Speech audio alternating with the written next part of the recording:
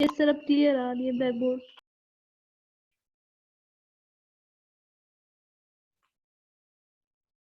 तो हम ये कह रहे थे कि अगर कार्बन मोनोऑक्साइड की रिएक्शन CuCl के साथ कराई जाए वाटर की प्रेजेंस में, अडेक्ट बनेगा। वो अडेक्ट TR के साथ रिएक्शन कराने पर ब्लैक कलर का प्रेसिपिटेट देता है। तो अपन बोलेंगे कि TR के साथ उसका पॉजिटिव टेस्ट आया है।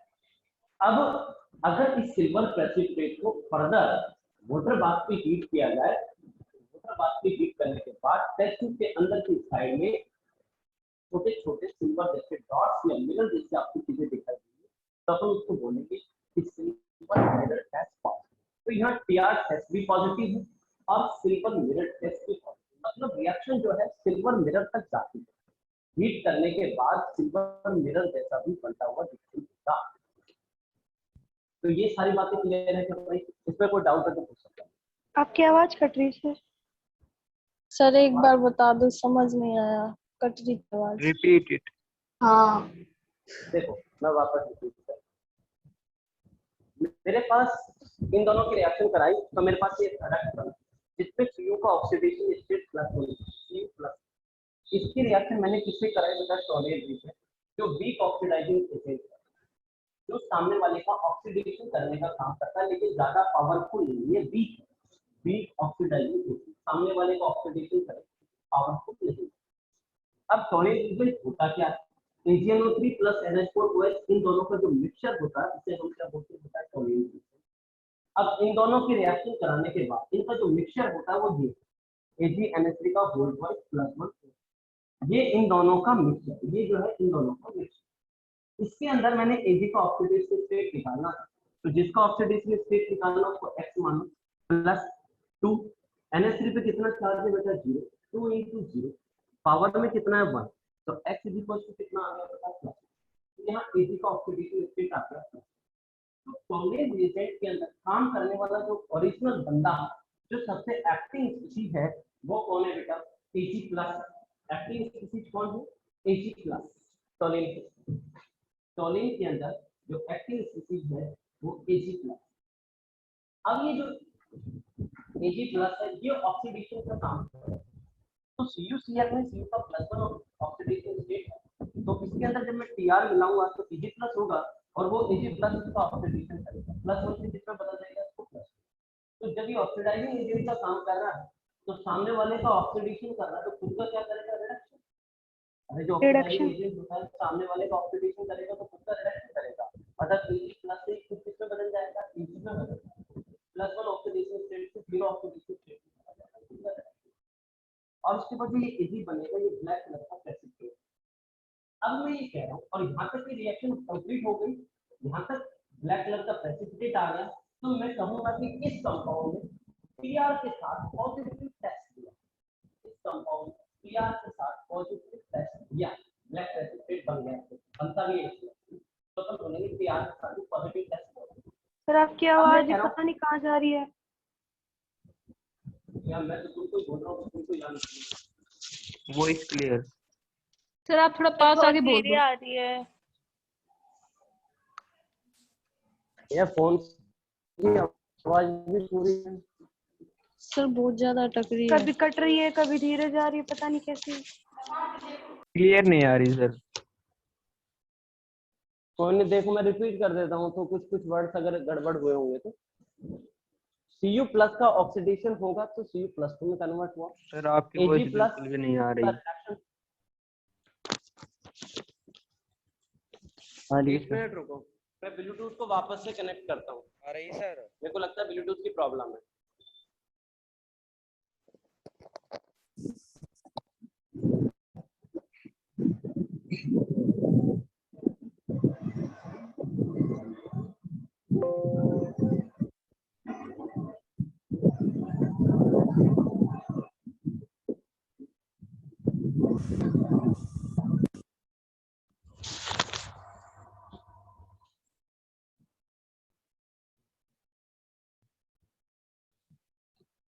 हाँ अब आ रही है?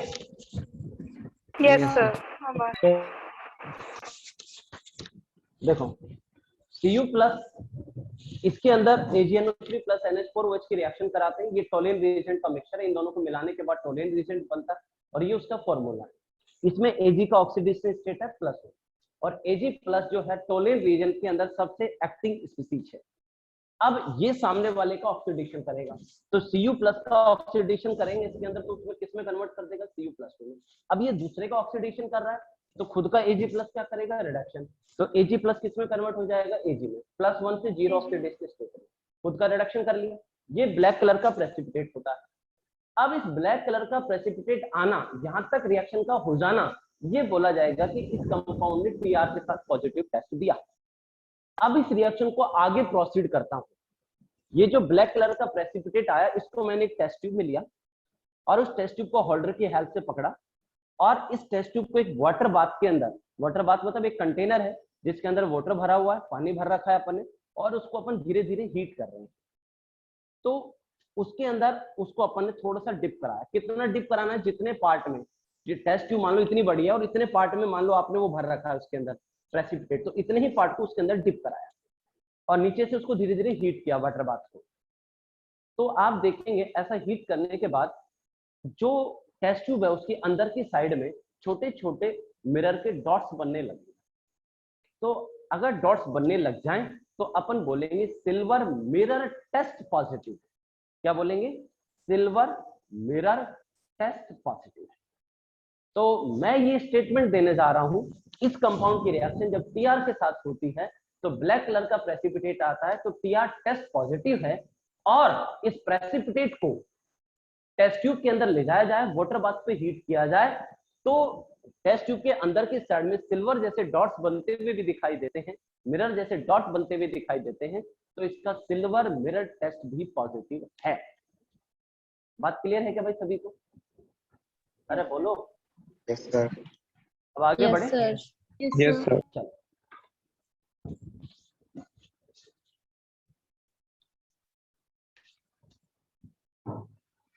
अच्छा, ये बात मैं आपको कितनी बार बोल चुका हूँ कि जितनी भी मैं ब्लॉक केमिस्ट्री में, चाहे वो एस ब्लॉक हो चाहे पी ब्लॉक हो, उनके बारे में जितनी इंफॉर्मेशन आपको दूं उसमें से आपके पास क्रॉस कटिंग करने का ऑप्शन नहीं है ना। इसके बाद आते हैं कार्बन के एलोट्रॉप्स की बात करें, उससे पहले हम कार्बन की कैटिनेशन प्रॉपर्टी देख लेते हैं। कार्बन जो होता है दूसरे कार्बन के साथ, एक कार्बन दूसरे कार्बन के साथ आराम से सिंगल बॉन्ड भी बनाता है, डबल भी बनाता है, ट्रिपल बॉन्ड भी बनाता है, उसके साथ ओपन चेन कंपाउंड भी बनाता है, उसके साथ रिंग भी बनाता है। ऐसा होता है कि नहीं होता है? एक कार्बन दूसरे कार्बन के साथ ओपन चेन कंपाउंड भी बनाता है, रिंग भी बनाता है, सिंगल बॉन्ड भी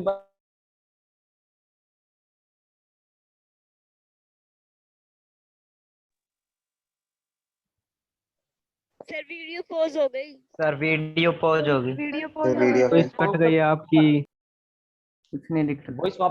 वॉइस वापस चली गई क्या? वीडियो अब आ गई सर। आ गई सर। आ गई सर। मेरे को लगता है नेटवर्क का कोई इश्यू होगा। एक कार्बन दूसरे कार्बन के साथ जब कनेक्ट होता है, तो कार्बन कार्बन के साथ जब कनेक्ट होता है तो उसकी जो कनेक्टिविटी है वो ओपन चेन कंपाउंड भी बनाती है, रिंग भी बनाती है।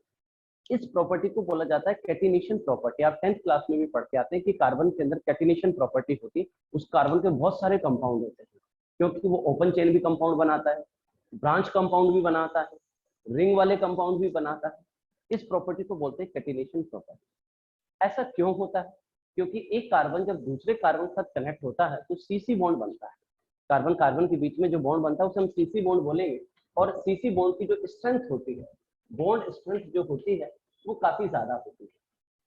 बॉन्ड स्ट्रेंथ जो होती है वो हायर है। इसी वजह से कार्बन के अंदर कैटिनेशन प्रॉपर्टी पाई जाती है। एक लॉजिक तो कार्बन के अंदर कैटिनेशन प्रॉपर्टी मतलब कार्बन दूसरे कार्बन के साथ कनेक्ट होकर के बहुत सारे कंपाउंड बनाता है। लीनियर कंपाउंड भी बनाता है, ब्रांच कंपाउंड भी बनाता है, ओपन चेन भी बनाता है, साइक्लिक कंपाउंड भी बनाता है।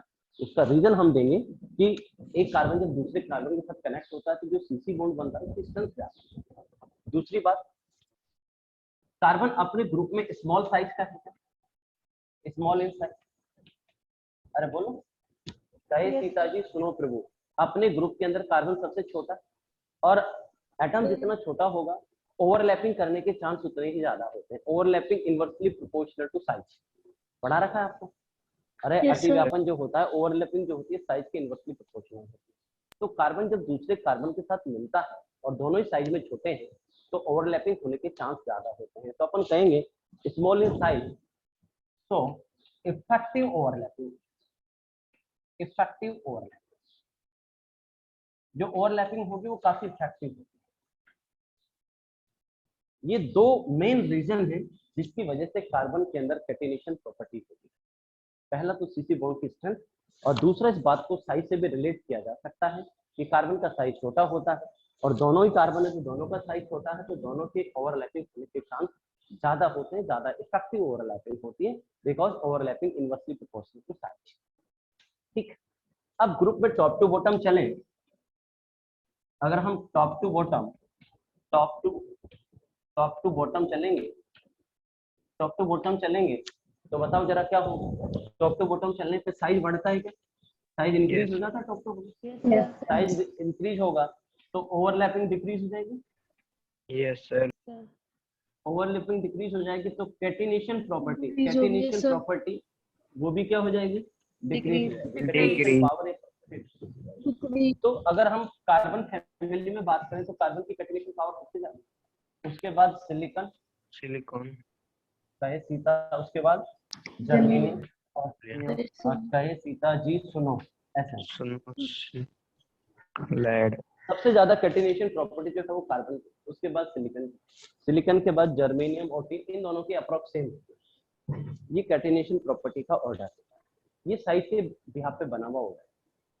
अच्छा, दूसरी बात, अच्छा कार्बन के बारे में खास बात क्या है? कार्बन अपने ग्रुप में सबसे छोटा है, ओवरलैपिंग ज्यादा कर सकता है, इसलिए कार्बन के अंदर पी पाई बॉन्ड बनाने की कैपेसिटी होती है। क्या बात सही?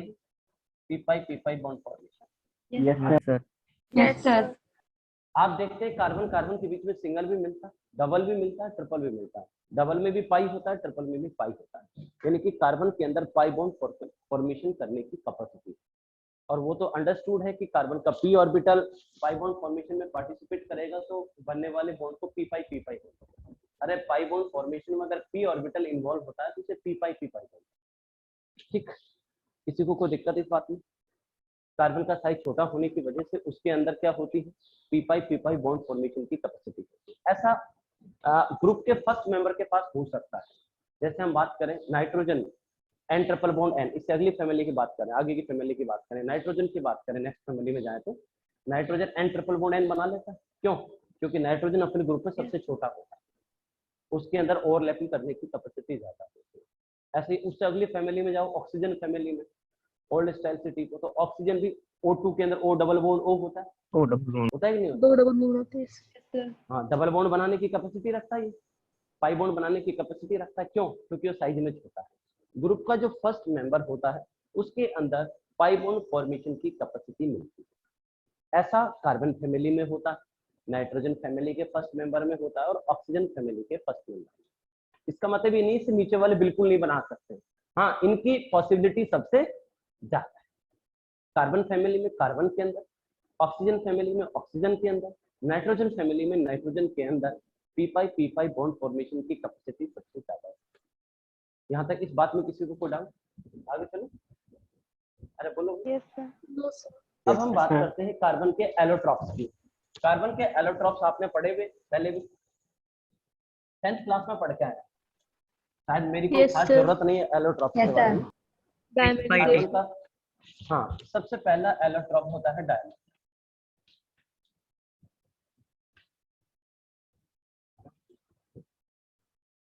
डायमंड जो है बेटा हार्डेस्ट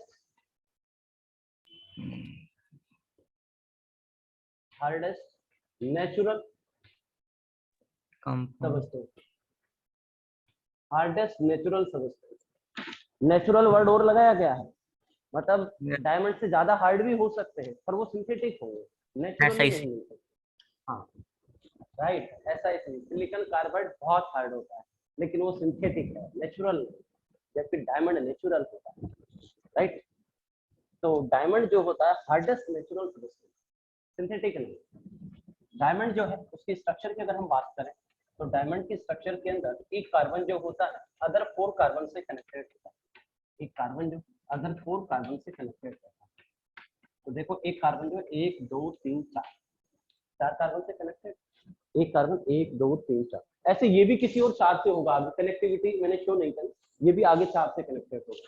जैसे ये देख लो 1 2 3 4, 1 2 3 4, इस वाले को देख लो 1 2 3 4। Each carbon atom is connected with other 4 carbon atom. अच्छा हाइब्रिडाइजेशन बताओ तो जरा क्या आएगा? 1 sigma 2 sigma 3 sigma sp3 sp3 hybridisation हो है कि नहीं? और अगर कार्बन कार्बन बॉन्ड लेंथ की बात करें, कार्बन कार्बन बॉन्ड लेंथ की बात करें तो 154 पिकोमीटर होती है, 154 पिकोमीटर होती है कार्बन कार्बन की बॉन्ड। अच्छा इस टाइप की जो स्ट्रक्चर्स होती हैं उनको 3D नेटवर्क बोला जाता है। क्या बोला जाता है? 3D network. 3D network. अच्छा एक बात मुझे बताइए, 3D नेटवर्क बोला जाएगा, ये बात भी सही है। बॉन्ड लेंथ की बात होगी 154 पिकोमीटर, हाइब्रिडाइजेशन sp3 हो गया और हार्डेस्ट नेचुरल सोल्यूशन। अच्छा इसके बाद कंडक्टिविटी की बात करके देखो तो हम इसको बेड कंडक्टर लिखते हैं। क्या लिखते हैं? Bad conductor. क्यों लिखते हैं बताओ? फ्री इलेक्ट्रॉन्स नहीं है, फ्री इलेक्ट्रॉन्स इसके पास फ्री इलेक्ट्रॉन्स नहीं, फ्री इलेक्ट्रॉन्स अवेलेबल नहीं होते, इसलिए बेड कंडक्टर बोला जाता है। Bed conductor of electricity. उसका रीजन क्या है? बेड कंडक्टर ऑफ इलेक्ट्रिसिटी क्यों बोल रहे? क्योंकि इसके पास फ्री इलेक्ट्रॉन्स नहीं, कहीं फ्री इलेक्ट्रॉन नहीं है। एक कार्बन के पास 4, भाई कार्बन यहाँ कार्बन कितने बॉन्ड बना करके बैठा हुआ है? 4, और कार्बन 4 ही बना सकता है मैक्सिमम, तो फ्री इलेक्ट्रॉन मिलने का सवाल ही नहीं बनता। मैंने बोला कि इस carbon atom is connected with another 4 carbon atom, प्रत्येक कार्बन 4 अन्य कार्बन से जुड़ा हुआ है। इसका मतलब ये कार्बन मैक्सिमम 4 ही बॉन्ड बना सकता है, उसके आउटर मोस्ट शेल में 4 इलेक्ट्रॉन होते हैं, 4 ही बॉन्ड बना लिए हैं, तो फ्री इलेक्ट्रॉन का कोई ऑप्शन ही नहीं बचा। तो हम कहेंगे कि bad conductor of electricity due to absence of free electron, electron available नहीं इसलिए बेड कंडक्टर। अच्छा एक स्टेटमेंट और देते हैं अपन कि इसके अंदर 3D नेटवर्क है, तो 3D नेटवर्क होगा तो आप बताइए मुझे इसका मेल्टिंग पॉइंट कम आएगा कि ज्यादा आएगा? इसको मेल्ट करना आसान होगा? नहीं ज्यादा होगा, है कि नहीं? मेल्ट करना आसान, जितनी कॉम्प्लिकेटेड जितना बड़ा नेटवर्क होगा स्ट्रक्चर का उसको मेल्ट करने के लिए उतना ही टेम्परेचर लगाना पड़ेगा, तो मैं कहूंगा इसका मेल्टिंग पॉइंट ज्यादा होगा। अच्छा एक और वर्ड दे रहा हूँ, गुड थर्मल कंडक्टर। ये इलेक्ट्रिसिटी की बात करते हैं, बेड कंडक्टर ऑफ इलेक्ट्रिसिटी है ना, bed conductor of electricity and good thermal conductor बोलना है। गुड थर्मल कंडक्टर, कंडक्टर बहुत अच्छा है। थर्मल मतलब हीट एक पॉइंट से दूसरे पॉइंट पर अगर ट्रांसफर करनी है तो बहुत आसानी से कर सकता है। थर्मल कंडक्टर का मीनिंग क्या होता है? देखो जैसे मैं आपसे बात करूं, ये मेरे पास कोई रोड है, इस रोड के में इसमें बहुत सारे एटम हैं, इस रोड के अंदर मैंने इस रोड के इस कॉर्नर के फर्स्ट एटम को हीट करना स्टार्ट किया। अब ये अपनी हीट दूसरे एटम को सप्लाई कर दे, ये तीसरे को, ये चौथे को, ये पांचवे को और ये छठे को, तो लास्ट जो दूसरा एंड है, लास्ट एटम जो भी है दूसरे एंड के ऊपर, उसको भी अगर हीट मिल जाए तो अपन क्या कहेंगे? ये थर्मल कंडक्टर। समझ में आ रहा है क्या बात? हीट एक पॉइंट से दूसरे पॉइंट पे ट्रांसफर हो जाए तो अपन उसे बोलेंगे थर्मल कंडक्टर। तो अब इसमें क्या बना हुआ है? नेटवर्क बना हुआ है। नेटवर्क बना हुआ है तो सभी एक दूसरे से कनेक्टेड, मैंने बोला ना 3D नेटवर्क है, एक दूसरे से कनेक्टेड है सब। तो अपन क्या कहेंगे? Good conductor, good thermal conductor due to 3D network. 3D network है तो यानी कि ये मतलब हुआ कि अगर मैं इस कार्बन को हीट करूं तो ये कार्बन अपने आप हीट हो जाएगा क्यों? अगर मैं इस कार्बन को हीट करता हूं तो ये अपनी हीट इसको ट्रांसफर करेगा, ये इसको ट्रांसफर करेगा, ये इसको ट्रांसफर करेगा। तो 3D नेटवर्क होने की वजह से एक पॉइंट को हीट किया जाए, एक एटम को हीट किया जाए तो वो नेटवर्क के थ्रू दूसरे एटम तक हीट अप्लाई कर देता है, ट्रांसफर कर देता है। तो अपन कहेंगे गुड थर्मल कंडक्टर। लेकिन बैड कंडक्टर ऑफ इलेक्ट्रिसिटी के लिए तो बैड कंडक्टर है क्योंकि फ्री इलेक्ट्रॉन्स नहीं। थर्मल कंडक्टर बहुत अच्छा है क्योंकि इसके अंदर 3D नेटवर्क है और इसके मेल्टिंग पॉइंट ज्यादा है और हार्डेस्ट नेटवर्क। ये कुछ इंपॉर्टेंट पॉइंट्स की बात हो रही है, ये दोनों पॉइंट इंपॉर्टेंट। 3D नेटवर्क है इसलिए मेल्टिंग पॉइंट ज्यादा। लॉजिक पता होना चाहिए, इसका क्वेश्चन जब भी बनेगा तो एसएस रीजन का क्वेश्चन बनता है। उसमें क्या है, आपको स्टेटमेंट फर्स्ट देगा और स्टेटमेंट सेकंड देगा, पूछेगा आपसे ये इसका करेक्ट एक्सप्लेनेशन है कि नहीं। जैसे ये बैड कंडक्टर है, उसका सही लॉजिक क्या है, due to absence of free electron, bad conductor of electricity का। वो कहे कि भाई ये गुड थर्मल कंडक्टर, इसका रीजन क्या है, स्टडी नेटवर्क। वो कहे इसका मेल्टिंग पॉइंट जो होता है वो ज्यादा होता है, उसका रीजन क्या है, 3D नेटवर्क। 3D network. अब हम डायमंड की बात करें। अच्छा, मैंने हार्डेस्ट लिखा है, हार्डेस्ट नेचुरल सब्सटेंस इसको लिखा है, मैंने मोस्ट स्टेबल नहीं लिखा है। हार्ड होना और स्टेबल होना अलग अलग चीजें, हार्ड होना और स्टेबल होना अलग अलग बातें होती हैं। ये बात बिल्कुल माइंड में रहनी चाहिए, है ना। स्टेबल होना अलग फिनोमिना है और हार्ड होना अलग फिनोमिना।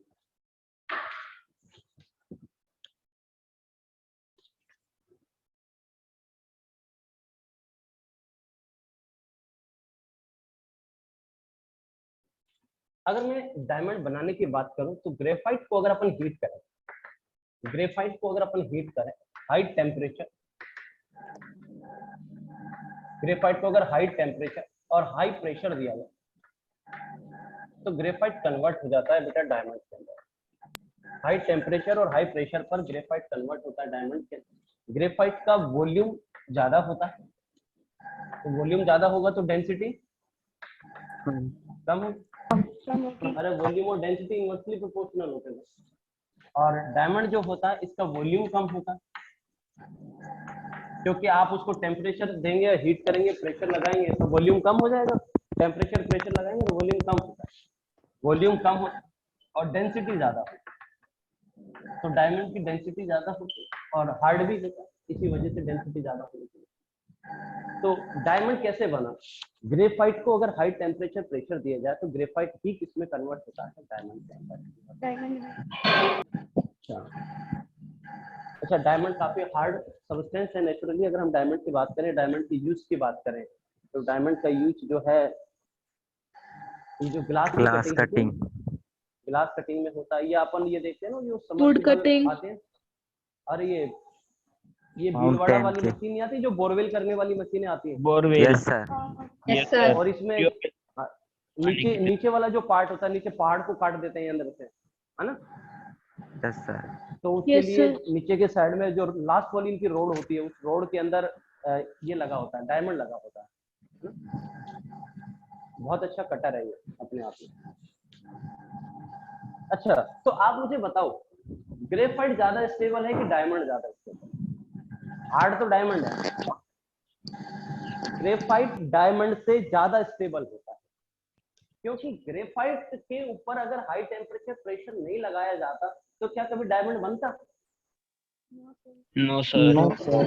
मतलब नेचुरली स्टेबिलिटी अगर देखी जाए, नेचुरली अकरेंस अगर किसी की देखी जाए तो वो ग्रेफाइट की नहीं कि डायमंड की? डायमंड की नेचुरल अकरेंस नहीं, डायमंड ग्रेफाइट से बन रहा है। हाई टेम्परेचर प्रेशर ग्रेफाइट पे लगाया जा रहा है, मतलब थोड़ा बहुत टेम्परेचर प्रेशर लगा करके ग्रेफाइट से डायमंड बन जाता तो अपन क्या कहते हैं, यार ग्रेफाइट ज्यादा स्टेबल कंपाउंड नहीं है, थोड़ा सा टेम्परेचर दिया, थोड़ा सा प्रेशर दिया, डायमंड में बदल गया। भाई हम कह रहे हैं ग्रेफाइट डायमंड में तब बदलता है जब बहुत ज्यादा टेम्परेचर प्रेशर लगता है। इसका मतलब ये हुआ कि ग्रेफाइट हाईली स्टेबल है। समझने की कोशिश करो, वो मैं कह रहा हूं कि ग्रेफाइट ज्यादा स्टेबल होता है, इस बात का आंसर इसी पॉइंट के अंदर। हाई टेम्परेचर प्रेशर लगाते हो तब ग्रेफाइट डायमंड में कन्वर्ट होता है।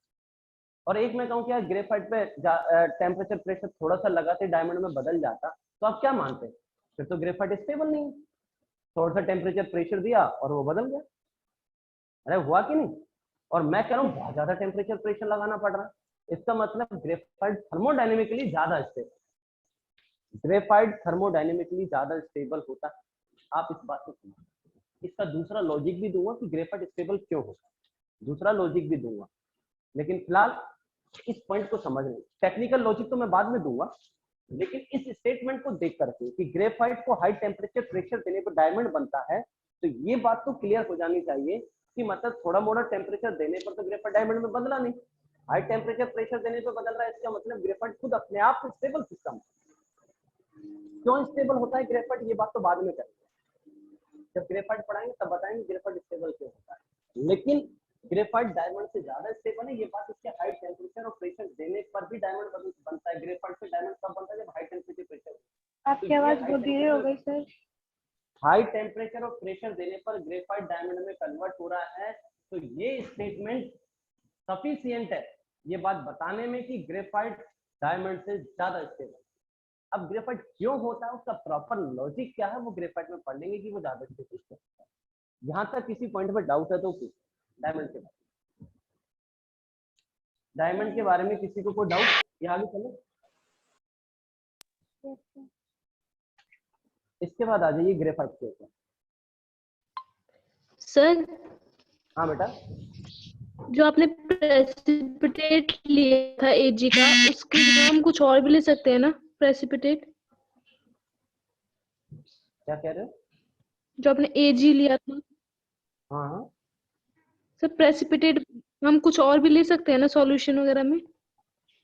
नहीं तो टीआर के अंदर तो टोलिन रीजेंट जो है उसके अंदर तो एजी प्लस ही लेके ना, क्योंकि टोलिन नाम भाई देखो, मैं ये कहूँ कि ये वाला केमिकल ये वाला फॉर्मूला मैंने बनाया तो उसको आप जसवंत रीजेंट ही तो बोलोगे।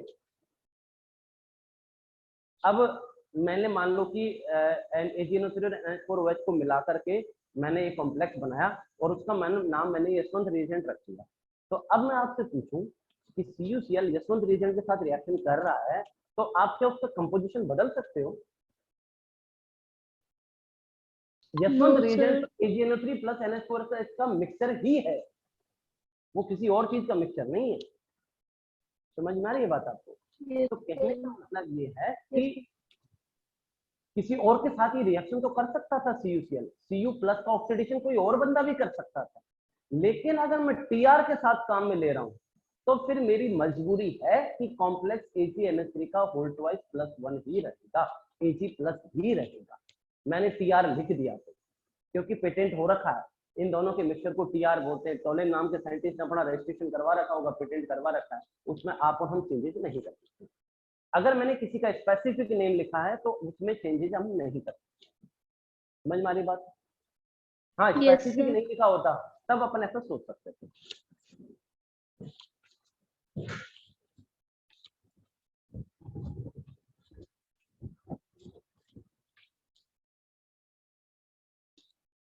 नेक्स्ट देखो बेटा, graphite.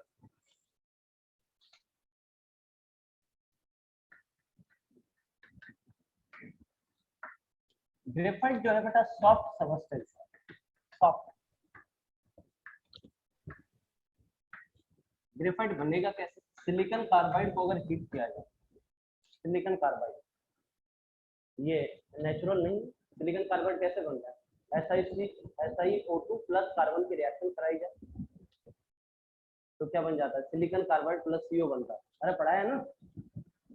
Yes sir. Yes sir. SiO2 plus 3C तो ये बन जाएगा नहीं SiC, हाँ 3C तो SiC प्लस 2CO बनता है सिलिकॉन कार्बाइड। इस सिलिकॉन कार्बाइड को अगर हीट किया जाए तो ऐसा, मैंने बोला कि सिलिकॉन कार्बाइड को हीट करते हैं तो ये मेल्ट नहीं होता, डिकम्पोज होता है, अलग हो जाता है। मतलब सिलिकॉन कार्बाइड जो होता है इतना स्टेबल है, इतना हार्ड, सॉरी स्टेबल गलत बोला, सॉरी मैंने स्टेबल गलत बोला, हार्ड बोलना। सिलिकॉन कार्बाइड इतना ज्यादा हार्ड होता है कि अगर आप उसको टेम्परेचर देंगे तो मेल्ट नहीं होगा, डिकम्पोज तो हो सकता है, टूट सकता है, मेल्ट नहीं होगा। Si प्लस में। और ये जो कार्बन सॉलिड बनता है, ये कार्बन सॉलिड जो होता है वो ग्रेफाइट ही होता है। सिलिकॉन कार्बाइड को हीट किया जाए तो क्या बन जाता है? Si प्लस C बनता है। और यहाँ जो ये कार्बन होता है ये एलोट्रॉप की फॉर्म में होता है। और कौन सा एलोट्रॉप होता है? ये ग्रेफाइट होता है। ये ग्रेफाइट। अगर मैं इसकी स्ट्रक्चर की बात करूं तो मैं स्ट्रक्चर बना देता हूँ, वैसे तो आपने 10th क्लास में पढ़ी हुई, मैं बना देता हूँ।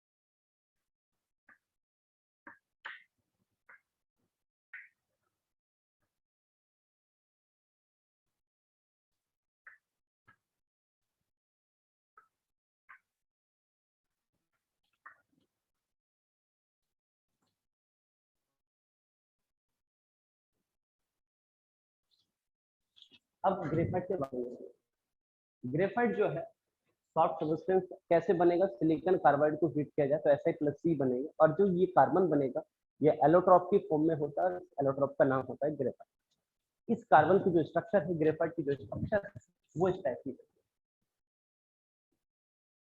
अब ये जो लेयर होती हैं आपस में कनेक्टेड होती है, लेकिन ये लेयर जब आपस में अरे यार क्या करूं मैं, आ रही है सर?